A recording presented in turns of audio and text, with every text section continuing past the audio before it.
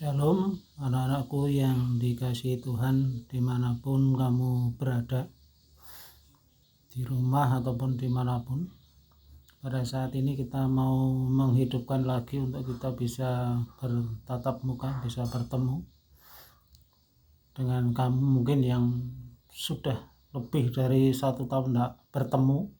Monggo kita bisa bertemu saat ini untuk kegiatan-kegiatan kerohanian. Untuk sebelumnya belajar akan firman Tuhan, mari kita berdoa dulu. Bapa dalam surga, terima kasih atas berkat Tuhan memperbolehkan kami untuk kami hidup dalam kehidupan yang Tuhan berikan. Kalau kami mau belajar firman Tuhan, Tuhan beri kami Roh-Mu yang kudus agar kami boleh belajar dengan sebaiknya untuk kami hidup dalam kehidupan yang Tuhan berikan. Beri kami kepintaran, kebijaksanaan untuk memahami firman Tuhan. Ampunilah dosa dan salah kami. Dalam nama Tuhan Yesus kami berdoa. Amin. Firman Tuhan yang boleh kita pelajari pada saat ini, saya ambilkan dari Matius pasal yang ke-7, ayat yang ke-15 yang demikian firman Tuhan. Waspadalah terhadap nabi-nabi palsu yang datang kepadamu dengan menyamar seperti domba, tetapi sesungguhnya mereka adalah serigala-serigala. Saya ulangi, waspadalah terhadap nabi-nabi palsu yang datang kepadamu dengan menyamar seperti domba, tetapi sesungguhnya mereka adalah serigala-serigala yang buas. Ya. Yang pertama adalah kita bersyukur pada saat ini kita diberkati Tuhan. Bagi yang sakit apapun itu, baik itu sakit biasa ataupun sakit karena COVID-19, tetap semangat, tetap tenang, jangan panik, karena imun yang baik itu justru pada saat kamu merasa tenang, tidak panik, tidak stres, itu akan membuat dirimu akan cepat sembuh. Obat-obat tetap harus diminum, antivirus juga harus diminum, dan jangan lupa untuk berjemur. Yang terkena COVID, semoga saja tidak ada yang terkena COVID. Yang kedua, yang sakit, karena sakit-sakit biasa karena memang cuaca kadang siang panas, tahu-tahu sore sudah hujan, itu akan membuat tubuh kita kurang sehat, masuk angin ataupun yang lain sebagainya. Oleh karena itu, tetap jaga kondisi, makan yang banyak, istirahat yang cukup, sehingga akan membuat kamu bisa menjadi lebih sehat, bisa melakukan aktivitas dengan yang baik-baik. Yang sehat-sehat saja, tetap bersyukur bahwa Tuhan memberi kita kehidupan ini. Oleh karena itu, tetap jaga kesehatan, tetap harus belajar, tetap harus memperjuangkan kehidupan ini. Nah, anak-anak yang dikasihi Tuhan, dalam kehidupan ini tentu saja kamu akan bertemu dengan orang-orang, bertemu dengan ajaran-ajaran, bertemu dengan faham-faham, bertemu dengan baliho-baliho, bertemu dengan tulisan-tulisan atau apapun itu. Maka oleh karena itu firman Tuhan pada saat ini kita harus berhati-hati terhadap ajaran-ajaran palsu. Ajaran-ajaran palsu itu seperti apa? Ajaran palsu itu ajaran-ajaran yang kelihatannya benar, tetapi sebenarnya tidak sesuai dengan firman Tuhan. Kalau tidak sesuai dengan firman Tuhan, ya kadang-kadang ada ajaran-ajaran yang menyesatkan karena tidak sesuai dengan firman Tuhan. Oleh karena itu, pada waktu kamu di SMA kelas 1, tentu kamu akan belajar apakah ada ajaran-ajaran yang sesat. Ada ajaran-ajaran yang menyesatkan. Nah, oleh karena itu apa yang harus kita lakukan? Yang harus kita lakukan adalah kita harus tahu dulu firman Tuhan sebagai ajaran yang benar. Firman Tuhan sebagai ajaran yang benar. Misalnya saya bertanya kepada kamu, dalam satu hari kamu buka Alkitab berapa kali? Buku Alkitab berapa kali? Oh, mungkin sangat jarang atau mungkin tidak pernah dalam satu hari. Buka Alkitab di HP kira-kira berapa kali? Wah, makalah itu juga jarang, Pak, walaupun HP sering saya bawa, tetapi juga Alkitab HP jarang saya buka. Bahkan mungkin Alkitab HP itu merupakan aplikasi yang salah satu paling jarang untuk dibuka.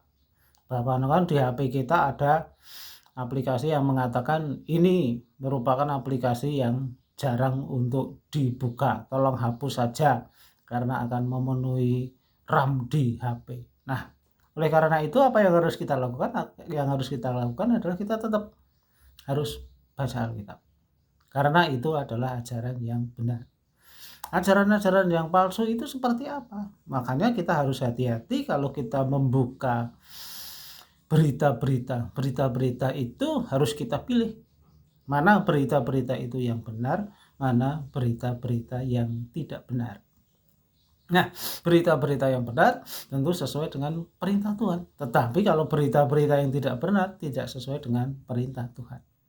Contoh misalnya, ada salah satu merek obat yang mengatakan orang pintar harus minum titik-titik. Nah, titik-titiknya itu adalah obat tertentu. Itu adalah suatu ajaran yang dalam tanda petik bisa disebut ajaran yang menyesatkan. Jadi seakan-akan hanya orang pintar saja yang minum obat itu. Atau orang akan dianggap pintar jika minum obat itu. Nah, ini adalah ajaran yang dalam tanda petik bisa disebut sebagai ajaran yang menyesatkan. Kenapa? Karena masih ada obat-obat yang lain yang bisa membuat orang menjadi sehat. Bukan berarti kalau minum obat itu akan menjadi pintar. Tidak ada hubungannya. Apakah obat itu baik? Baik. Pada saat diminum sesuai dengan dosisnya itu akan menjadi baik. Nah, apa yang harus dilakukan dalam kehidupan ini? Yang harus dilakukan adalah tetap berpegang pada firman Tuhan. Firman Tuhan itu adalah sesuatu yang luar biasa. Kalau itu dibaca terus-menerus, bahkan orang sakit pun bisa sembuh. Sembuhnya karena apa? Karena ia punya pengharapan kepada Tuhan. Tuhan Yesus pernah mengatakan, marilah kepadaku yang letih, lesu, dan berbeban berat. Aku akan memberikan kelegaan kepadamu.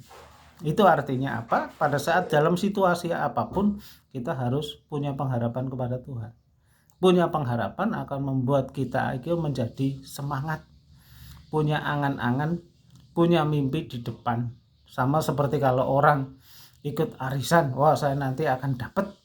Nah, kehidupan ini pengharapan yang sempurna adalah pengharapan di dalam Tuhan Yesus.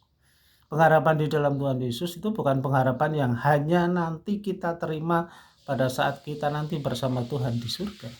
Tetapi Tuhan Yesus mengatakan, aku akan menyertai kamu sampai kesudahan zaman.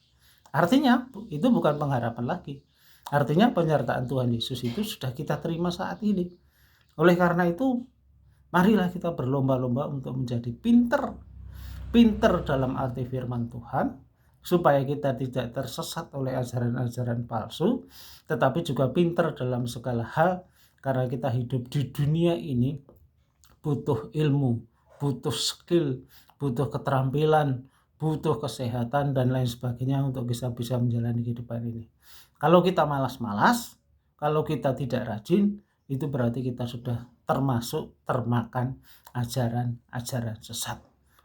Seperti ini saja sudah hidup, seperti saja nilai saya sudah baik, seperti ini saja sudah saya bisa punya pacar dan lain sebagainya. Nah, itu adalah ajaran-ajaran yang menyesatkan. Tetap berbuat baik, tetap berpengharapan pada Tuhan Yesus, jangan malas, tetap bangun pagi, tetap melakukan aktivitas seperti biasa.